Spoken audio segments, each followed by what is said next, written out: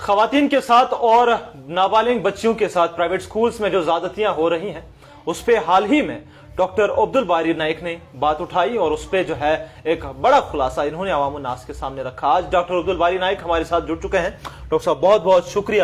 ایک بڑا ہی پیچیدہ مسئلہ جو ہے آپ نے اٹھایا ہے جس میں کہ خواتین کے ساتھ یعنی کہ جو ہماری مائیں بہنیں پرائیویٹ سکولز میں کام کرنے کے لیے جاتی ہیں, بہت کم قلیل تنخواہ پہ جاتی ہیں, لیکن اس کے بعد وہاں پہ ان کے ساتھ جو زیادتیاں ہو رہی ہیں کئی سارے پرائیویٹ سکولز میں اس نے اپنی بات اٹھائی ہے اور جو مسئلہ درپیش اس وقت مقام کے اندر آیا ہے تھوڑا سا ہمیں جانکاری دیں.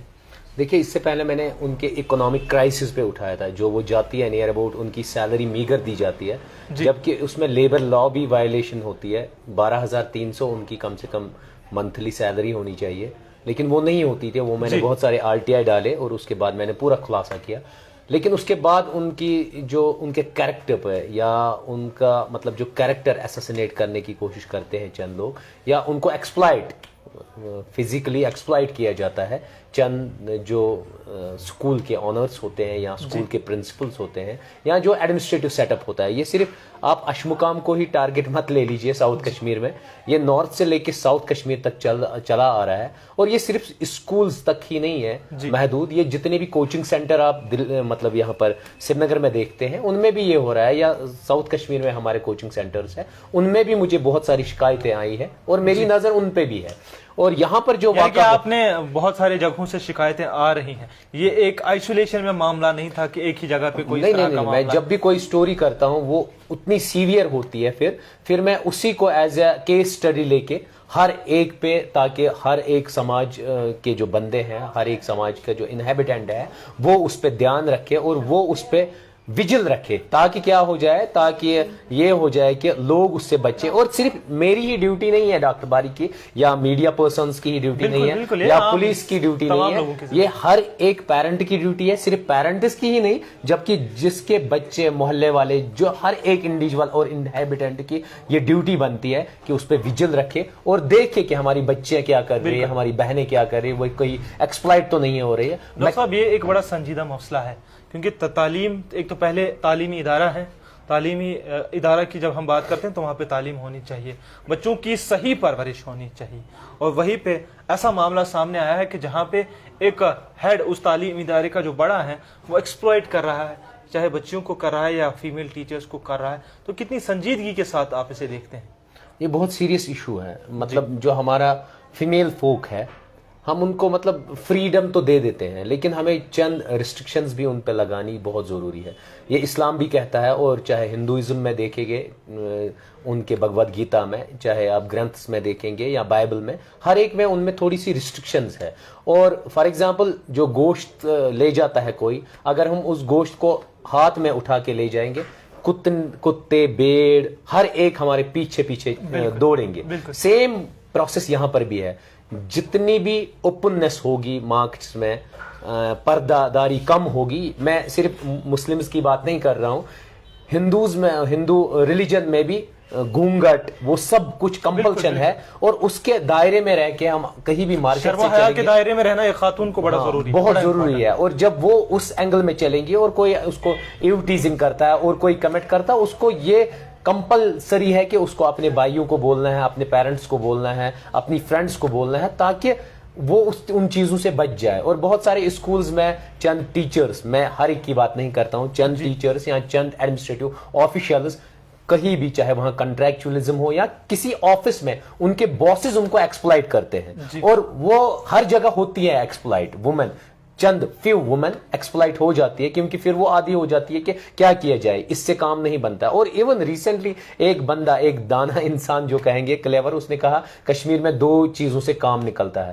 ایک کہا کہ کرپشن کی بیس پہ, اور دوسرا کہتا ہے کہ یہ وومن اگر کہیں جائے گی اس کو ایکسپلائٹ کرتے ہیں, اس کو پھر پروموٹ کرتے ہیں. تو مجھے یہ سینٹنس برا بھی لگا, لیکن یہ میں نے کہیں نہ کہیں دیکھا سوسائٹی کے مطلب ایجوکیشن انسٹیٹیوشنز میں یا ایون آفیسز میں نے یہ بات دیکھی. کیونکہ آفیشلز بڑی خطرناک بات ہے. دیکھیے آفیشلز بہت ساری خاتونیں, اس میں بہت ساری خاتونیں آپ کے ساتھ ڈس ایگری کریں گے کہ نہیں, ہم اپنے دم پہ جو بھی کرتے ہیں اپنے دم پہ کرتے ہیں. آپ نے کہا کہ خاتونیں جاتی ہیں, شاید کہیں نہ کہیں ایکسپلائٹ ہوتی ہے, اور اس کے بعد प्रमोशंस लेती हैं। देखिए, लेकिन अगर बड़ी आप- बात है डॉक्टर साहब, ये नहीं, बहुत ये- बड़ी बात है। नहीं, ये शायद बहुत सारी खवातीनें जो हैं नहीं, इसके वो साथ डिसएग्री कर सकते हैं। मैंने ये नहीं कहा हर एक वुमन, मैंने कहा फ्यू वुमन। जी। अगर आप देखेंगे किसी भी ऑफिस में बॉस कभी मानता ही नहीं है, फॉर एग्जांपल कहीं भी कहता है कि नहीं मैं नहीं करूंगा काम, आप उसको एक फीमेल भेज दीजिए, वो 1 मिनट में मोल्ड हो जाता है, वो कर जाता है। इसकी वजह क्या है? तो सोसाइटी मुआशरे में खराबी है ना, ये मुआशरे की खराबी है। मैं वही कह रहा तो हूँ, मुआशरे की खराबी कैसे सुधारी जाए? इसमें हर एक को डॉक्टर बारी बनना है, चाहे वो छोटा हो बड़ा हो। एक वुमेन को भी डॉक्टर बारी की आइडियोलॉजी डालनी है सोसाइटी में, और ब्रेव होके बोल्डली स्टेप उठाने हैं और हिम्मत से काम लेना है। इंशाल्लाह अल्लाह ताला फतह देने खवातीन के वाला है। साथ जो ज्यादतियां होती हैं, अक्सर हमने देखा कि अगर उन्हें कोई उनके साथ गलती करता है, उसके बाद बड़ी परेशानी होती है उस खातून को अपनी आवाज़ उठाने में। ये मुआशरा उसका गिरेबां पकड़ती है, उसके कैरेक्टर पे सवाल उठाती हैं, लेकिन फिर डिफेंड करना अपने आप को बड़ा मुश्किल होता है। क्या कहना चाहेंगे? देखिए, असल में ये चीज़ें एक्चुअली एक जो बच्चा पैदा हो जाता है, क्रेडल से ही उसको सिखाना है कि अगर वुमेन के खिलाफ कोई भी मतलब एक्सप्लॉयटेशन होगी या कुछ भी होगा तो उसको अवेयर करना, उसको बोल्ड बनाना है, उसको एक ताकत देनी है कि आपको कैसे उन चीज़ों को डिफेंड करना है। यहाँ पर कश्मीर में मैक्सिमम मैंने देखा पेरेंट्स क्या करते हैं, अगर कोई भी बच्चा खेलता है, कूदता है या रोने लगता है, इवन आप उसको क्या करते हैं, आप उठाते हो मोबाइल, कहते हो लो ये मोबाइल हाथ में रखो, इसमें कोई सीरियल देखो, इसमें कोई कार्टून देखो, और वो चुप हो जाता है। एक्चुअली ये नहीं करना होता है।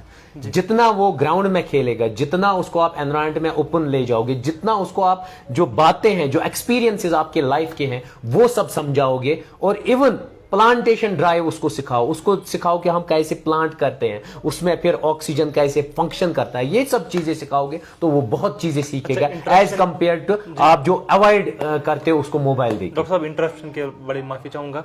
आपने कहा कि श्रीनगर के अंदर कोचिंग सेंटर्स के अंदर भी खवातीन की मॉलेस्टेशन हो रही है।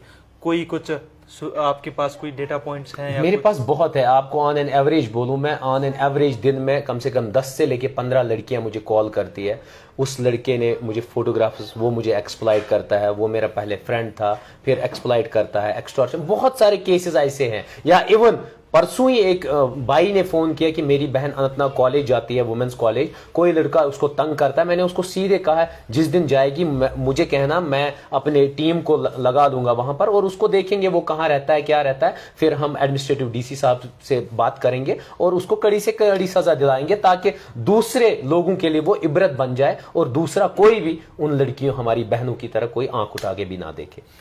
बड़ी खूबसूरत बात है। डॉक्टर साहब, यहाँ से आपसे जानने की कोशिश करूंगा, जो आप मुहिम लेके निकले हो करप्शन के खिलाफ या करप्शन के हवाले से बात करते हो, तो कहीं ना कहीं जो रुकावटें आती हैं, कौन सी ऐसी बड़ी रुकावट है या आवाम से शिकायत है आपको कि वो आवाम एक रुकावट बन के आपके इस महाज को कहीं ना कहीं जो रुकावट बनती है? देखिए, रुकावट कहाँ पर आती है, मैं अभी रिसेंटली एक आपको इंसिडेंट बता देता हूँ। कल परसों में संगरवनी में दो मतलब पटवारी है, दोनों पटवारियों ने लिया, एक ने लिया 25,000 की रिश्वत, एक ने लिया 2,05,000 की रिश्वत। मैं पहले ये सोचता हूं कि ये बचना चाहिए बंदा, इसको सस्पेंशन नहीं होना चाहिए, टर्मिनेशन नहीं होना चाहिए, लेकिन तो अच्छा है। हाँ, मैं गया, पहले मैंने उसको कॉल की, उसका फोन बंद था, फिर मैं तहसीलदार से मिला, ये मैं पुलवामा की बात करूं, तहसीलदार साहब ने भी उनको समझाया कि आप लोगों ने क्यों पैसे लिए, लेकिन वो समझे नहीं। जब वो फिर कभी ऑफिस में मिले नहीं, मैं सीधे गया नंबरदार को लेके उनके घर, मैंने कहा आप गलत कर रहे हो। पहले मैंने स्लिप दे दी, मैं डॉक्टर बारी हूं, उनके फैमिली मेंबर को, आज से संडे को गया था, मैंने कहा उनको बोलना इतना रकम लिया है, ये इनको वापस करे, और जो आप लोगों ने ये रेवेन्यू एक्सट्रैक्ट्स बनाए हैं ये फैब्रिकेटेड है, इनको आप कलम बंद करे या इनको रिजेक्ट करे, ताकि इनका जो हक है वो इनको मिले। लेकिन उन लोगों ने ऐसा सुना नहीं। फिर मैंने बीच में एक मेरे फ्रेंड है, मैंने उनको भी उसके घर भेजा, प्लीज इनको बोलो कोऑपरेट करने के लिए, फिर वो भी नहीं हुआ। कल मैं मगरिब की नमाज उन्हीं के मस्जिद में पढ़ा, फिर मैंने 2-4 बुजुर्गों को बिठाया, मैंने कहा देखो कल आप लोगों के इस गांव का नाम आएगा, बदनामी होगी, वरना आप इस पटवारी साहब को इंटीमेट कर लो, इसको समझा दो रिश्वत कितना, क्योंकि आपने ये भी पढ़ा होगा सोशल बाइकआउट एक इंपॉर्टेंट एलिमेंट है हर एक रिलीजन में जी। अगर कोई भी नहीं सुधरता है तो हमें क्या करना चाहिए, हमें गांव को सोशल बाइकआउट करना चाहिए, ताकि वो उस जो करप्शन का मसला है या बाकी चीजों का मसला गलत है, ड्रग्स फैलाता है, तो उससे सोसाइटी बच जाएगी। क्योंकि हम हर एक चीज पुलिस डिपार्टमेंट पे क्यों थोपे, वो कितना काम करेंगे, वो कभी बॉर्डर पे, कभी वैली में, कभी यात्राइयों की ड्यूटी में, कभी कहीं और, वो 24/7 खड़े होते हैं। एडमिनिस्ट्रेटिव ऑफिसर्स 24/7 होते हैं। अब वो क्या करेंगे? हर मसला तो हमारा नहीं देखेंगे, नहीं, आवाम को खुद भी देखना है ना, आवाम को खुद भी देखना है। इसीलिए मैंने क्या किया, हमारी रेस्पॉन्सिबिलिटी है, मैं वहां मस्जिद में गया, मैंने वहां बहुत लोगों को बोला। और आज उस बंदे ने क्या किया, आज वो बंदा सीधे पुलिस स्टेशन गया, कहा ये मेरे घर आया, इसने हमला किया। आप मुझे बता दीजिए इससे क्या होगा?